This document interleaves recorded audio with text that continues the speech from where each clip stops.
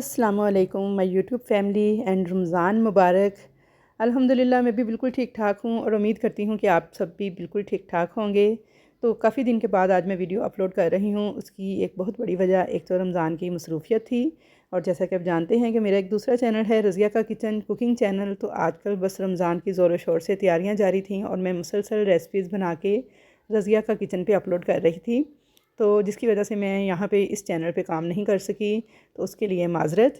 लेकिन इस दौरान मैंने 3 से 4 ऑर्डर कवर किए हैं, यानी केक के जो ऑर्डर वर्क था वो भी कंप्लीट किया था। तो इंशाल्लाह ताला वो सारी रेसिपीज़ मैं अब आपके साथ शेयर करूँगी आइंदा चंद दिनों के अंदर। बस जैसे जैसे मैं वीडियो एडिट करती जाऊँगी साथ साथ मैं आपके साथ शेयर करती जाऊँगी। तो आपने बस मेरे साथ रहना है, देखते रहना है मेरे हाथों की तरफ और मुझे गौर से सुनते जाना है। तो आज की वीडियो भी हमेशा की तरह बहुत ज़्यादा इन्फॉर्मेटिव होगी आप सबके लिए। तो यहाँ पे ना मैंने 1.5 पाउंड का केक स्पंज तैयार किया था, वनीला केक स्पंज था, और इसकी रेसिपी मेरे चैनल पे मौजूद है। मैं बहुत सारे रेसिपीज़ के अंदर आपको ये स्पंज तैयार करना बता सकी हूँ, जो कि मैं ऑर्डर वर्क में यूज़ करती हूँ। तो लिंक मैं डिस्क्रिप्शन में डालूँगी, वहाँ से देख के आज जो मेरे चैनल पर नए हैं वो सीख सकते हैं।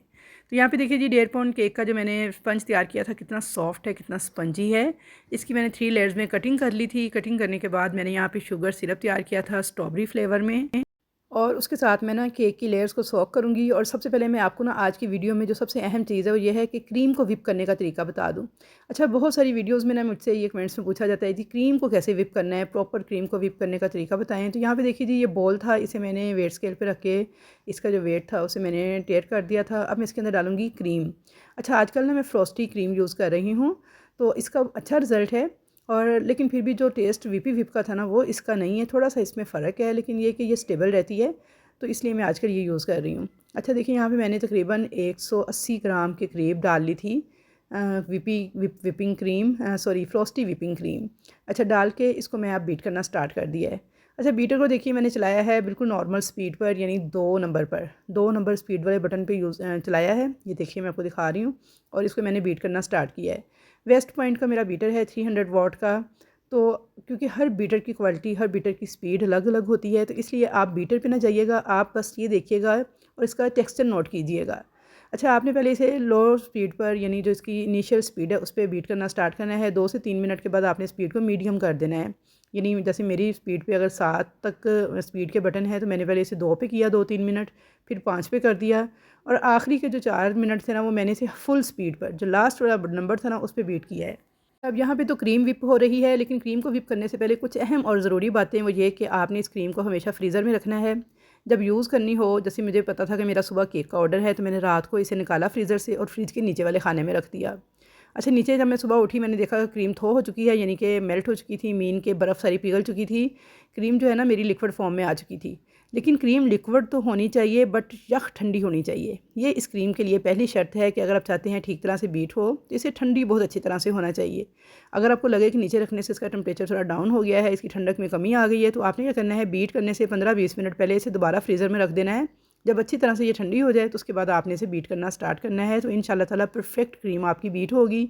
अच्छा, यहाँ पे देखिए मैंने 4 से 5 मिनट ना इसे तकरीबन बीट किया है फुल स्पीड पे। अब पहले के 2 मिनट मैंने आपको बताया था मैंने किया था लो स्पीड पर, फिर मैंने इसे 2 से 3 मिनट किया था मीडियम स्पीड पर, और आखिरी के 3-4 मिनट में मैंने इसे फुल स्पीड पे किया। ये देखिए स्टिफ पीक्स इसके अंदर बनना स्टार्ट हो गए हैं, आप देख सकते हैं। अच्छा, मैं इसे 2 से 3 मिनट मज़ीद विप कर रही हूँ। तो यहाँ पे देखिए क्रीम का टेक्सचर जो है टोटली चेंज हो गया है, बिल्कुल देखिए थिक सी हो गई है, स्टेबल हो गई है, और इसके अंदर देखिए लाइनें लाइनें सी बनना स्टार्ट हो गई हैं। तो बस टोटल तकरीबन 5 से 6 मिनट लग जाते हैं इस क्रीम को विप करते हुए, क्योंकि आजकल अभी मौसम सर्दी का ही चल रहा है, तो इसलिए मैं इसे इसी तरह विप कर रही थी, क्योंकि बॉल वगैरह ऑलरेडी ठंडा था। लेकिन अगर गर्मी का मौसम होगा तो फिर आपने क्या करना है, थोड़ी सी आइस क्यूब तोड़ के बॉल के नीचे किसी बर्तन में डाल के रखनी है, ताकि क्रीम का जो टेम्परेचर है ना एकदम डाउन ना होने पाए। तो ये एहतियात करेंगे। तो ये देखिए मैंने बॉल को उल्टा किया है, क्रीम अपनी जगह से बिल्कुल भी टच से मस नहीं हो रही, बिल्कुल स्टेबल हो चुकी है। तो अल्हम्दुलिल्लाह परफेक्ट क्रीम हमारी विप हो चुकी है। बहुत ही आसान सा तरीका है क्रीम को विप करने का। हर किस्म की क्रीम को इसी तरीके से ही विप किया जाता है। तो अब मैं आपको ना दिखाती हूँ ये स्पैचुला से दिखा के। अच्छा, आपने क्रीम विप करने के बाद ना स्पैचुला से एक दफ़ा इस तरह से इसकी मिक्सिंग करनी है, ताकि इससे क्या होगा, सारे एयर बबल वगैरह ना क्रीम के अंदर से निकल जाएंगे, और फ्रॉस्टिंग करने में ना थोड़ी आसानी रहेगी। जो ऊपर उसके एयर बबल बन रहे होते हैं केक के ऊपर, वो नहीं बनेंगे इस तरह से। तो इसलिए आपने थोड़ा सा ना चम्मच के साथ इस तरह से एक आधा मिनट मिक्स कर लेना है। उसके बाद आपने इसे पाइपिंग बैग में फिल करना है और केक की फ्रॉस्टिंग करनी है। अच्छा, यहाँ पे देखिए स्पैचुला से मैंने क्रीम लगाई, ये देखिए मैं मुसलसल हिला रही हूँ स्पैचुला को, क्रीम बिल्कुल भी ना हिल रही है ना टच से मस हो रही है। यानी इतनी परफेक्ट बीट हो चुकी है। तो बस इतना ही आपने क्रीम को विप करना है। अगर आप क्रीम थोड़ी थोड़ी सी गाढ़ी होगी, आप कहेंगे जी बस विप हो गई है, इतना छोड़ देंगे और केक पे लगाना शुरू कर देंगे, तो क्या होगा, थोड़ी देर के बाद क्रीम मेल्ट हो जाएगी। लेकिन अगर आप इस तरह से परफेक्ट बीट करके क्रीम को केक पे लगाएंगे तो कभी भी आपकी क्रीम मेल्ट नहीं होगी, बिल्कुल स्टेबल रहेगी। और इसका माशाल्लाह से बहुत अच्छा मुझे रिज़ल्ट आ रहा है देखने में। तो अब यहाँ पे देखिए मैंने पाइपिंग बैग ले लिया था एक, इसके अंदर ना मैं इस क्रीम को फिल कर लूँगी इस तरीके से। अच्छा, थोड़ी सी क्रीम मैंने बचाई थी क्योंकि उसके अंदर मुझे ना purple gel food colour add करना था। तो यहाँ पे देखिए मैंने मिल्कीज़ फूड का purple gel food colour add किया है 3 से 4 ड्रॉप। थोड़ा कम लग रहा था तो मैंने मज़ीद ऐड करके इसको दोबारा से विप करना स्टार्ट किया है। अच्छा, जब भी आप जेल फूड कलर डालें ना तो उसके बाद क्रीम को थोड़ा सा मज़ीद विप करें ताकि क्रीम थोड़ी हार्ड हो जाए, क्योंकि जेल फूड कलर डालने से ना क्रीम थोड़ी सॉफ्ट हो जाती है। तो इसलिए अगर इसे दोबारा से थोड़ा विप कर लिया जाए तो फिर ये स्टेबल रहती है। अब इसको भी मैंने डाल लिया है एक छोटी नोज़ल, स्टार नोज़ल जो है, इसका नाम नहीं मुझे आता, ये भी नोज़ल के सेट में ही थी। उसके अंदर थोड़ा सा मैंने देखें डालने के बाद ना पाइपिंग बैग में जेल फूड कलर इस तरह से किनारों पे डाल के ना इसे हाथ से इस तरह से दबा दिया था। अब इसमें मैं क्रीम डालूंगी। इससे क्या होगा, क्रीम में 2 शेड आएंगे, यानी डार्क एंड लाइट। बाहर वाले साइड से किनारे जो हैं थोड़े थोड़े डार्क आएंगे और अंदर वाली साइड से लाइट आएगा। तो ये था डबल शेड क्रीम तैयार करने का तरीका। अब यहाँ पर मैं शुगर सिरप तैयार कर रही हूँ। वीडियो की स्पीड मैंने थोड़ी तेज़ की थी। तो यहाँ पे मैंने तकरीबन 1.5 टेबल स्पून चीनी ली थी। उसके अंदर मैंने 1 टेबल स्पून डाल दिया था स्ट्रॉबेरी क्रश और उसे मिक्स करके शुगर सिरप तैयार कर लिया था। केक की फ़र्स्ट लेयर को मैंने रखा है केक बोर्ड के ऊपर, थोड़ा सा शुगर सिरप लगाया है और क्रीम लगा दी है। थोड़ा सा मैंने इसके ऊपर स्ट्रॉबेरी क्रश ऐड किया है, स्ट्रॉबेरी फ्लेवर का केक तैयार करना था। प्लेन कर दिया है इसको और इसके ऊपर केक की दूसरी लेयर को सेट कर दिया है। अच्छा, यहाँ पे बस आप देखते जाएँ गौर से, आपको समझ आती जाएगी। तो यहाँ पे जो सबसे अहम चीज़ जो मैं आपको बताना चाह रही हूँ ये कि केक बोर्ड, क्योंकि बहुत लाइट सा केक था ये 1.5 पाउंड का, तो स्लिप कर रहा था मुसलसल मेरे टर्न टेबल के ऊपर से। तो मैंने इसके नीचे टिश्यू पेपर रखा है। उससे क्या होता है, केक का जो बैलेंस रहता है, जो बोर्ड है ना स्लिप नहीं करता, बिल्कुल अपनी जगह पर फिक्स हो जाता है। तो आप भी जब भी केक की फ्रॉस्टिंग करें तो उसके नीचे एक टिश्यू पेपर रख लें केक बोर्ड के नीचे, तो फिर आपका केक बोर्ड जो है टर्न टेबल के ऊपर से स्लिप नहीं करेगा। अच्छा, यहाँ पे देखिए मैं साथ साथ ना इसको क्रम कोट भी करती जा रही हूँ और इतना मैंने नीट क्रम कोट किया था ना कि व्यूअर्स, मैं जब इसकी फ़ाइनल फ्रॉस्टिंग कर रही थी तो मुझे फ़ाइनल फ्रॉस्टिंग के दौरान बिल्कुल ये याद ही भूल गया कि इसका फ़ाइनल कोट करना था। मैंने डायरेक्ट ही इसके ऊपर क्रीम लगा दी थी। वो मैं आपको आगे चल के वीडियो में दिखाती हूँ कि मेरे से क्या मिस्टेक हुई थी, लेकिन खैर वो कवर हो गई थी, फील नहीं हो रही थी। अच्छा, यहाँ पे देखिए मैंने क्रम कोट कर लिया था और अब मैंने गीला कपड़ा लिया है, पैलेट नाइफ़ के साथ केक के किनारे को साफ़ कर लिया था और इसे फ्रिज में रख दिया था 2 से 3 घंटे के लिए। 2 से 3 घंटे के बाद मैंने केक को अब फ्रिज से निकाल लिया था और एक डोल जो थी इसे मैंने इस तरीके से केक के ऊपर एडजस्ट कर दिया था। अच्छा, केक के ऊपर डोल एडजस्ट करने से पहले ना मैंने इसके ऊपर मार्किंग कर ली थी, टूथपिक की मदद से ना इस तरह से निशान लगा लिए थे। इससे जब भी आपने इस तरह का कोई डिज़ाइन बनाना हो केक के ऊपर डायरेक्ट, तो आपने क्या करना है, इस तरह से निशान लगा लेने हैं। अच्छा, यहाँ पे ना केक को मैंने क्रम कोट किया था। एक साइड से तो क्रम कोट बिल्कुल नीट था, दूसरी साइड से थोड़ा सा रफ़ था। तो जिधर से रफ़ है ना उधर मैं डोल का फ्रॉक बना दूँगी। बाकी की तरफ देखिए मैं यहाँ पे डबल शेड क्रीम आपको दिखा रही हूँ कि कैसे डबल शेड आ रहा है क्रीम के अंदर। तो यहाँ पे मैंने डोल को सेट किया था।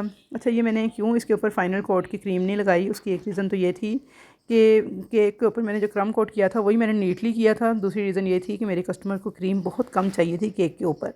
तो अगर मैं उसके ऊपर भी फाइनल कोट लगाती तो केक के ऊपर बहुत ज़्यादा क्रीम हो जानी थी, लेकिन मुझे स्पेशली उन्होंने कहा था कि क्रीम आपने बहुत कम यूज़ करनी है, क्रीम आपने बहुत ज़्यादा नहीं लगानी। तो इसलिए मुझे इसी क्रीम के साथ ही केक को कवर करना था।